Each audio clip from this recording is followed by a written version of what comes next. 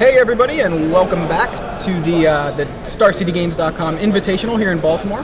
I'm here with recent Grand Prix champion Reid Duke. Reid, going to tell us a little bit about your legacy deck for today. All right, well, this is Natural Order Rug.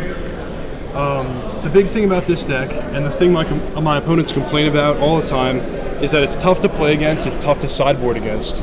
The thing is, I attack from so many different angles at the same time that it's tough to prepare for all of them, and if you over-prepare for one, you might get caught by something else. So the obvious, key part of the deck, its namesake, is Natural Order for Progenitors. I also have Planeswalkers that I can resolve, and I also have a handful of creatures to combine with Exalted and Burn that can attack the opponent's life total pretty fast if they're not prepared for it. Yeah, see, one of the more impressive things I think about this deck, and even historically last year it was doing pretty well on the Open Series, is that it can attack from multiple angles. You've got the beats, and then you've got the combo. Yeah. And one of the things that we were just talking about is this deck kind of seems to have fallen off after Mental Misstep was banned. Does that sound about right to you? And why do you think that is? And maybe what have you done differently that some of the decks that were playing Mental Misstep back then, what are you doing to compensate for maybe the loss of Mental Misstep?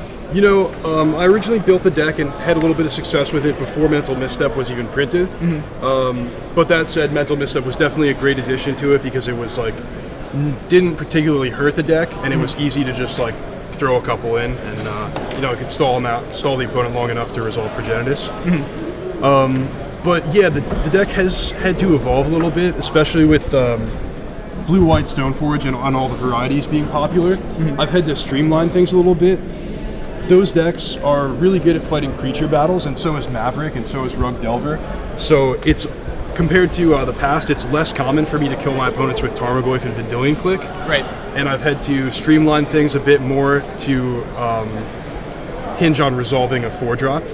Particularly this new Esper Stoneforge deck has Perish after sideboard, so I can't just play Progenitors and be like, all right, that's what I got. Yeah. However, Jace happens to not be a green creature, right? And it happens to win the game almost as well. So I've got all this mana acceleration, I've got all this card selection, I've got all these free and cheap counter spells, and so my decks and the Vendilion Clicks are crucial also. The deck's really built to resolve a 4-drop spell, do it quickly, and do it reliably, and that's a pretty good recipe I've found for Legacy these days. So, what do you feel like are your good matchups, and what are you expecting to see today? I assume they're going to be overlapping quite a bit. The blue-white matchups are good for me. Okay. And anything that's basically trying to attack me with creatures, like a green-white or a Naya, anything like that can't stop Progenitors, it's easy for me to just go over the top. Knight of the Reliquary is traditionally a really tough card for Rug to answer because it's too big to burn. Right. But if I get into trouble, I can just play Progenitors and try to ignore everything they're doing. Right. So, anything you don't want to see? Rug Delver is not easy. I would maybe even go as far as to call it unfavorable, but so many of the cards we have in common, and I have, Natural Order can definitely be good if the game plays out a certain way. So I would say that's not easy, but it's definitely winnable. Okay. Any certain card that you're expecting to maybe stand out, or you feel like it's? Yeah, the Sylvan Library is really exciting. I have one main and a second one sideboard. Okay. There are a lot of decks, especially I guess with Stoneforge Mystic and Snapcaster Mage being popular, along with Swords of Plowshares and Path to Exile. It's tough for the very aggressive decks to do well in Legacy, like the mono red Burn and the Zoo.